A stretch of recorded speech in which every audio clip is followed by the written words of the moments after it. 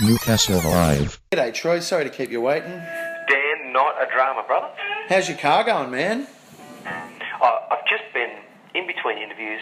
If you can't have a play, there's something wrong with you. My word. Hey, thanks for taking the time too, brother. No worries, man. What are you jamming on this morning? Well, I've got an old telly and a little Pro Junior amp in the corner, which doesn't take up too much room and just be pedals that I just drag out of the studio. And it's just so much fun. My young fella's right into guitars and pedals now too, so it really is a bit of a... He comes up the hallway talking about his latest, find or whatever on Gumtree, and it's become a bit of a passion of his too, so it's good. Yeah, I play in a band with a bit of a gear guy. He's onto the loopers at the moment. Geez, you can do some amazing things. Yeah. Aren't they? Well, a friend of mine, Duncan Toombs, who plays in that Adam Eckersley band, Yep. he gave me one of those big Boss ones that he wasn't using. He bought it for a project and never used it, so he gave it to me for Clay, my son. And, mate, I've actually stolen it from him every chance I get because you can actually sit there and play along with yourself. Yeah, it's so much fun. We've had some...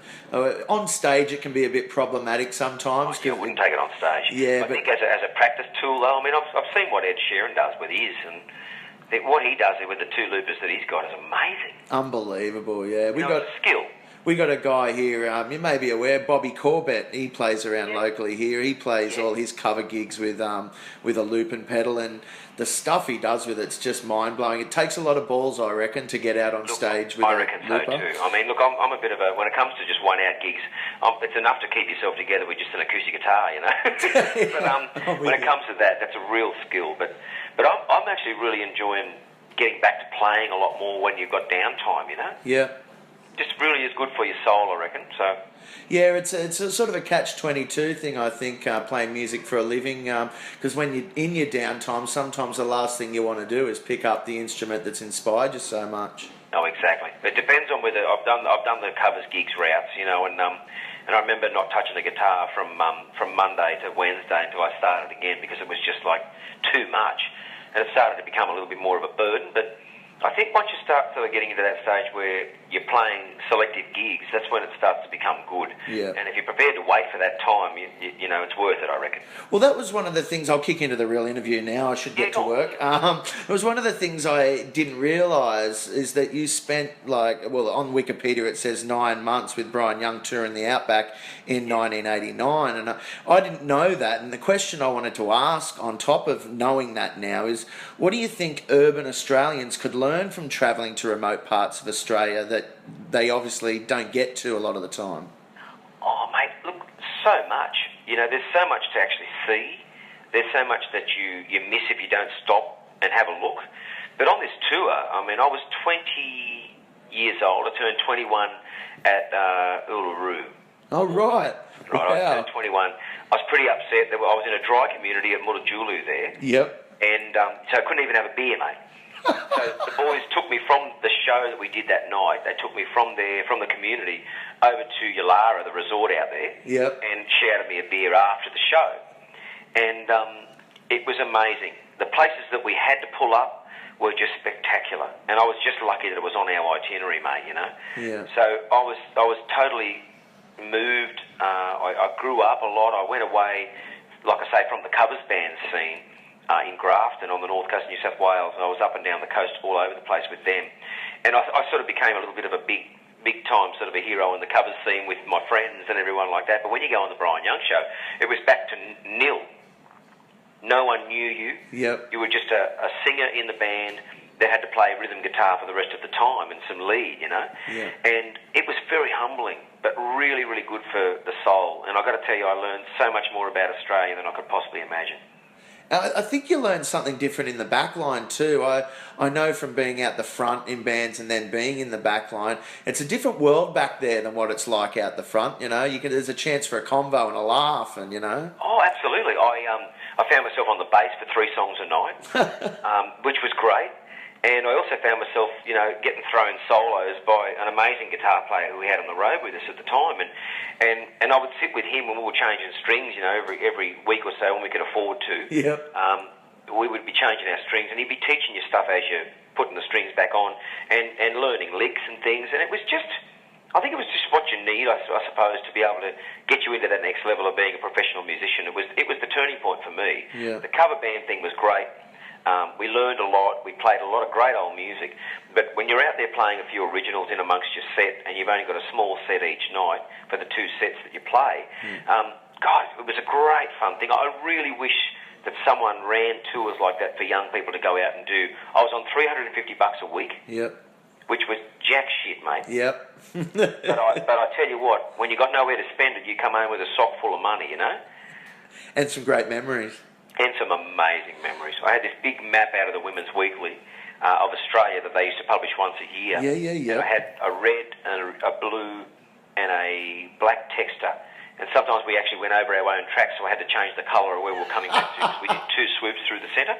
Yeah. And made it was like an ant trail of where we went to. And it was something I'll never, ever forget. That's perfect. I want to. I'm wasting time. I need to ask you about the new album. I'm enjoying talking to you. That's why I wanted to say you've collaborated with Paul Kelly on this album, and what I wanted to ask you is, can you tell us what collaboration with artists like Paul bring to the process of writing an album? Well, I wanted to tell the story of the Freedom Ride in 3.5 minutes. And it was sort of beyond me. I'd started it, I'd finished it, I'd started it, finished it, thought I'd finished it. It was still not right. And sometimes you just need a second set of eyes to cast over a lyric, a second set of ears to listen to a melody, you know. And I thought to myself, I rang Paul. I was actually frustrated with the song as it was because I knew it wasn't finished. But I rang Paul and said, look, are you around, first of all? He said, look, I'm touring with Neil Finn at the moment, and I've got Monday and Tuesday off in 2 weeks.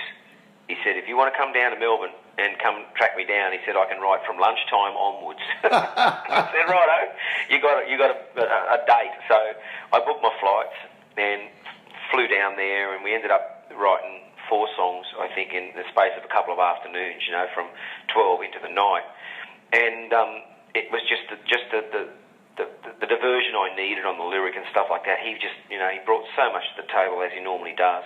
But he was also, you know, cooking pasta and talking through the steam, mate, you know, chucking lyrics at me as he was coming up with stuff. And he's got a great imagination, Paul.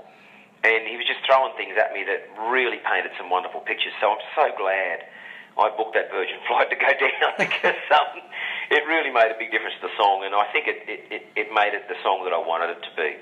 And with the song, Charlie Perkins is such an important part of Australia's modern history. I mean, arguably, we're living in the outcome of his activism. And I think what I wanted to ask you about that was, when you write a song like that, is it just a case of telling his story, or is there a greater message that you're trying to convey here? Well, I learned a lot from the project I did on the Freedom Ride as a kid. I was 13. And it was a big part of my education, really. As an Indigenous kid, I first of all worked out that Indigenous people couldn't vote when the Freedom Ride happened. Yeah. And the most stunning thing to me was that my grandparents couldn't vote. I couldn't believe that. So it was an awakening for me. And I said to my mum, so Nan and Pop couldn't vote? That was what was going on? And she said, yeah, that was the law. And it changed in 67 when the referendum happened. It was a part of my education, brother, you know, and I think that what I wanted to do was not bash anyone over the head with any message. I really thought it was important to write a song about this thing that happened because a lot of people don't know what happened then. No, that's right. And I think for the sake of just that alone, it's worth writing a song about. But it's a part of Australia's history. It's a part of Indigenous Australia, actually, you know, I gathering some equality on the way through, and working out ways to make life better for everyone who wants to live together in Australia. Yeah. And music's been a big part of that glue for me. Music has broken down so many walls to people who probably don't even understand Indigenous culture, but have totally grown to understand it through knowing me. Yeah. And you think, I think we forget that music can still make a change. You believe music can still make a change? Oh, God, yeah. Yeah. I mean, it's still making changes as we speak. Yeah. And I think, you know, I've always wanted to make sure that music's been a big part of creating understanding between black and white. Yeah. And it's still definitely happening. Yeah. I've had people come up after the show saying they didn't know about the Freedom Ride. They learned a lot from that 3.5 minute song, let alone they wanted to then go and read about what happened. Yeah.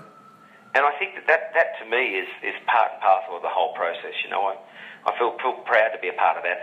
I mean, look at those sand dunes around Newcastle. Yeah. The way that Indigenous people have been able to co-manage that with national parks. Yeah, it's a triumph. That to me was a mind-blowing thing to go and witness. Yeah. And Gough Whitlam there. Yeah.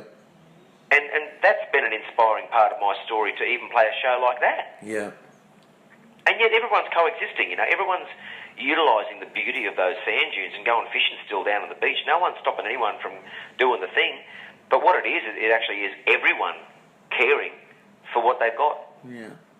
I've got two more questions I want to ask you before I let you go. The first one is, I want to, you know, storytelling is such a big part of our culture, you know, and I wanted to ask you, you know, that storytelling has always been a verbal and a musical sort of storytelling, you know, it's telling in song. And where do you think online communication fits into that? I know that you embrace Facebook and, you know, online communication, but do you think we're hearing more or less stories and learning more or less now with, you know, online communication and Facebook and social media as such?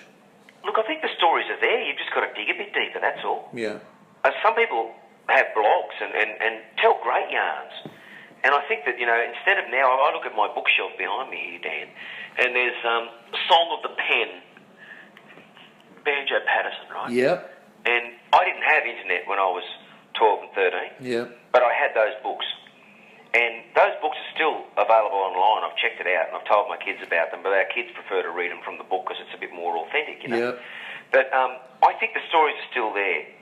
Just be prepared to dig a little deeper every now and then. You'll be really surprised at what you find. Yeah, no, I agree. And lastly, before I let you go, we always like to ask a bit of an out-of-the-box question. If you could jam with three artists, living or dead, who would you choose, my friend? Oh, look, Stevie Ray Vaughan for sure. Oh, wow, what a great choice. I mean, that would just make my whole life complete.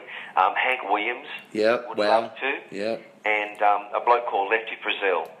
Okay, I'm not aware. Yeah, can you? Yeah, just another old legendary country guy who I've absolutely adored. He was a big influence on Merle Haggard and Randy Travis and all those guys. Yeah. He was the reason that a lot of people picked up guitars too and sang. And if I could get a chance to get those three, even though stylistically they're very different, they'd have to be separate songs, but by Jeez, I love them all. That'd be one hell of a sound. Look, it was really a great pleasure talking to you. We're looking forward to you coming down here to Nelson Bay and Belmont.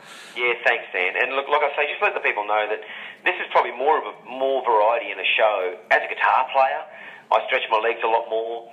With Pete Dennehy, it gives another facet to the show as well, and I'm just really proud of it. We're really looking forward to it. Thanks so much for talking to us. Hey, cheers, Dan. Thanks, man. Bye-bye. Newcastle Live.